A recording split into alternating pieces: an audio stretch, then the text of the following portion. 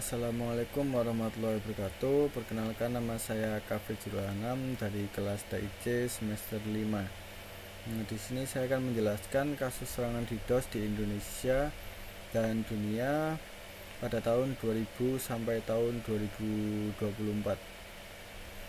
Di sini saya mengambil kasus serangan pada website Sekretariat Kabinet RI 2020. Pada tahun 2020 banyak situs pemerintah dan perusahaan di Indonesia menjadi target serangan hacker. Salah satu serangan adalah website Sekretariat Kabinet Republik Indonesia yang berhasil dibobol oleh peretas. Serangan DDoS ini kembali mengungkap kelemahan infrastruktur keamanan data digital yang dimiliki oleh pemerintahan di Indonesia.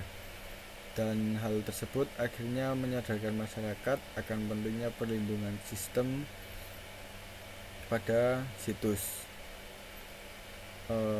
Pada hal ini, serangan tersebut terjadi dalam situasi di mana pemerintah semakin mengandalkan teknologi digital untuk komunikasi dan layanan publik. Dampak dari serangan ini adalah terganggunya akses masyarakat terhadap informasi yang disediakan melalui situs tersebut.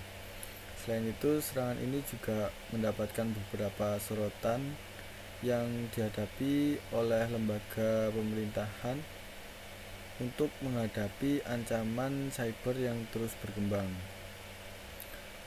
Serangan DDoS ini dilakukan dengan cara membanjiri server situs web dengan permintaan secara terus-menerus sehingga terjadi kelebihan permintaan sehingga menyebabkan server menjadi kelebihan beban dan tidak dapat merespon permintaan dari pengguna yang sah.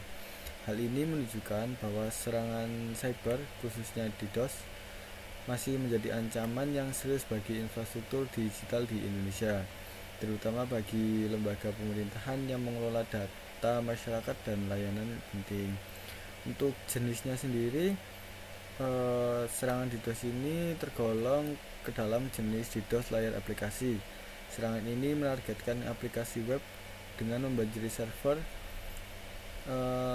dengan cara mengirimkan permintaan HTTP yang berlebihan. Fokus dari serangan ini ialah menghabiskan sumber daya server di tingkat aplikasi seperti HTTP, GET, atau POST request.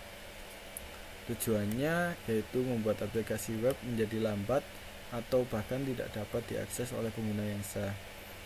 Jenis serangan ini tergolong sulit dideteksi karena hanya terlihat seperti lalu lintas normal dari pengguna biasanya.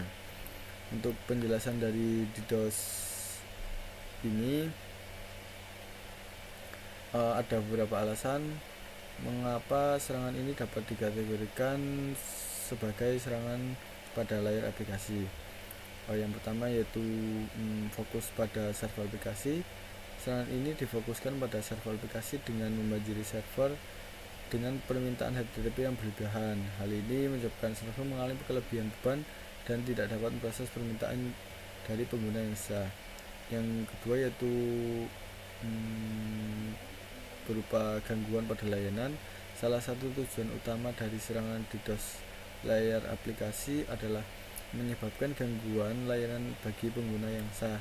Dalam kasus ini, pengguna yang mencoba mengakses situs Sekretariat Kabinet tidak dapat melakukan karena server telah mencapai kapasitas maksimumnya.